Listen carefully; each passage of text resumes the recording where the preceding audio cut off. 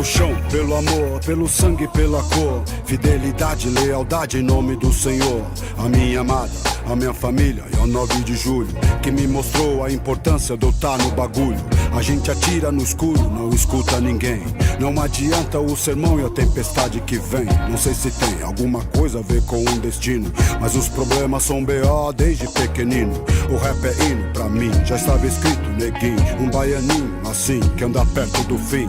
Sim, a nossa escola sempre é cara. O tempo é rei, disso eu sei, o relógio não para. Cara, ferida sara, mas na alma não tem cura. Na sua arrogância ou na sua humildade pura. Se segura que te ofereço é muito bom. É força e poder, Tom. Através do som, eu digo, cada degrau a gente aprende a sofrer. Viver, morrer, sorrir e a chorar. Chorar pelo passado, pagar pelos pecados. Contando cada sombra no seu sonho atormentado. Acorrentado, sei lá, drogado se pá. Enfraquecido, injustiçado, se afogando no mar. Eu tô lá, lado a lado com a fé no coração. Nem que pra isso eu amanheça dormindo no chão, meu irmão.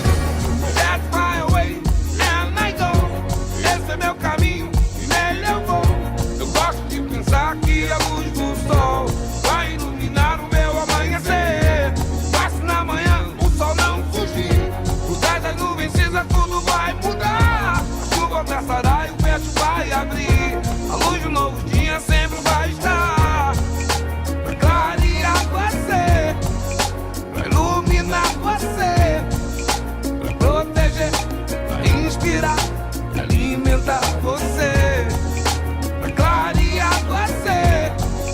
Pra iluminar você, pra proteger, pra inspirar e alimentar você. Revolução se aproxima, se prepare.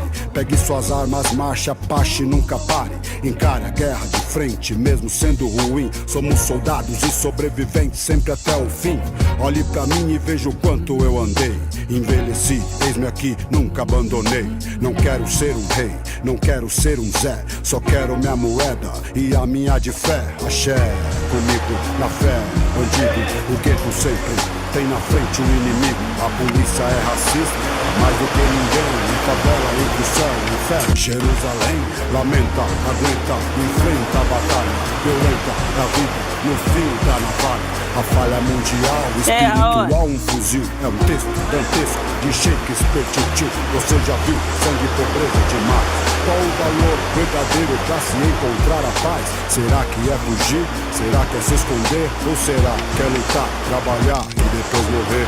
Pode crer, veja você, vários elite na disposição, situação e no apetite. Acredite que você pode chegar no fim do arco-íris e um pote de ouro encontrar.